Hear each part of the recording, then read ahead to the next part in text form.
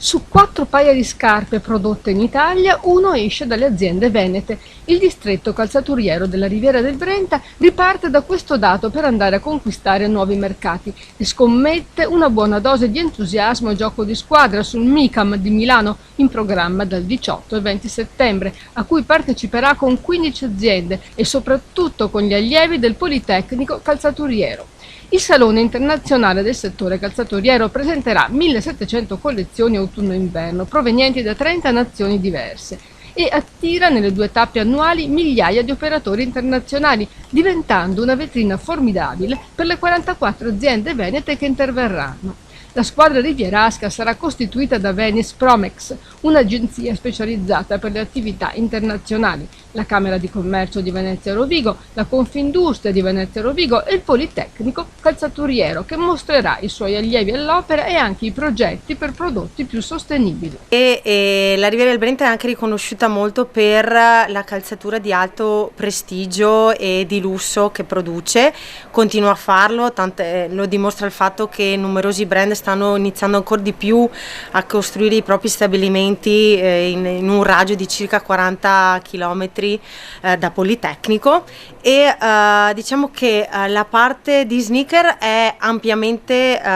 implementata anche dai grandi brand con l'utilizzo di pellami di prestigio, con un grosso impatto in quelli che sono i temi della sostenibilità, quindi i lavori che anche noi portiamo avanti di ricerca continua con la collaborazione di concerie. Si parte da ottime performance del 2021 a Verona e a Vicenza, con un più 20% di esportazioni per la prima e quasi un più 30% per la seconda. Anche Treviso e Venezia hanno registrato un'impennata di export con un più 30%, ma non hanno ancora recuperato il gap con il 2019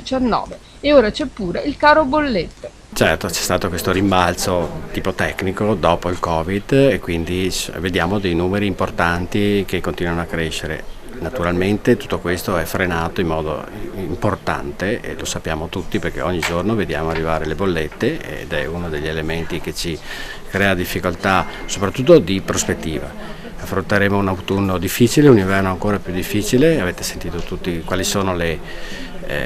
operazioni che sono messe in campo sia dall'Europa ma anche dal governo e quindi poi dalla regione a livello locale e le difficoltà che incontreranno le imprese, soprattutto oltre che noi cittadini e tutte le famiglie. Affrontare queste difficoltà, ma certo dobbiamo essere uniti e cercare di trovare insieme delle soluzioni che siano efficaci per continuare ad andare avanti e continuare ad aumentare il nostro prodotto. Se il calzaturiero della Riviera del Brenta è ancora sotto di un paio di punti nell'export rispetto al 2019, significa, secondo gli addetti ai lavori, che è il momento di cambiare, come è accaduto negli anni '80, puntando su materiali nuovi, ancora sul lusso e soprattutto su nuovi creativi e nuovi professionisti. Intervenire adesso per portare all'interno della più grande fiera di calzature al mondo che si chiama MICAM e che si svolge a Milano, il Politecnico Calzaturiero vuol dire portare la parte di valore del distretto. Valore inteso come centro di formazione, come centro di ricerca, per cui come centro che presidia e sviluppa quelli che sono gli elementi qualitativi di una calzatura in pelle e cuoio tipica della Riviera del Brenta, che è un qualcosa di unico al mondo.